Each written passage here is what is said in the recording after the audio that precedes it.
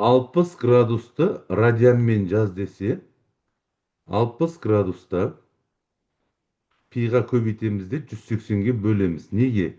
Потому что біз айттық, пиді ол 180 градусқа тең дедік.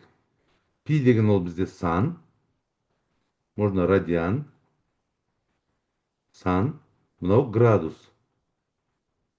Бізде градуспен берсе, соны санмен жаз десе, біз мынада как будто 180-ге көбейттік те, и 180-ге бөліп жатық. Өйткені бір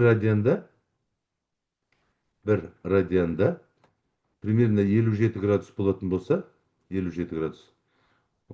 Сонда как будто нарға 57 градус қойған сияқты боламыз. Енді қара, нарда 60 пен 180 қысқартамыз, сонда пи бөлінген 3 шығады. Значит, 60 градус дегеніміз ол пи бөлінген 3. Мынау бізде градустық өлшем, мынау бізде радиандық өлшем. Екеуі бір сөз. Мысалы 45 градус жазсақ, ол 45 градус жазасыңдар да, пиға көбейтіп 180-ге бөлесіңдер. Төгізі 45 пеннен қысқарсақ 4 қалады, значит, пи бөлінген 4 деген сөз. Мысалға 270 градус жазайық. 270 плюс көбейту пи бөлінген 180. Екеуін қысқарт жесек, екеуі де 90-ға бөлінеді. Мынада 2 қалады, бұл жерде 3 қалады. Значит, 3 пи бөлінген 2 деп жазады. Енді керісінше, мысалға пи бөлінген 6-ны жаз дейді градуспен. Мен пиді 180 градус екенін білемін.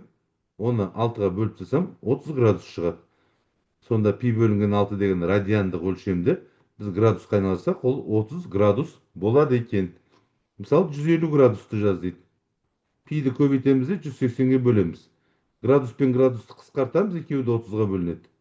5 пи бөлінген, мынаны 3-ке бөлдік біз, мынаны 3-ке бөлдік. Ой, 30-ға бөлдік, мынаны 30-ға бөлдік. Сонда 6 шығады. 5 пи бөлінген 6.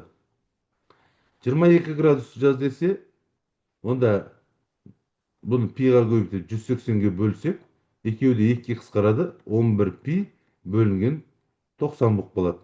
2-ге бөліп жасақ. Мысалға, пи бөлінген 12-ні жаз десе, пиді 180-ні жаз саласындар, 12-ге бөлесіндер, екеуі де 6-ға қысқарады, мынаны 6-ға қысқартсақ 2 қалады, мынаны 6-ға қысқартсақ 30 қалады. Тағы да 2-ге қысқартып жесек 15 градус екен. Пи бөлінген 12 дегеніміз 15 градус екен.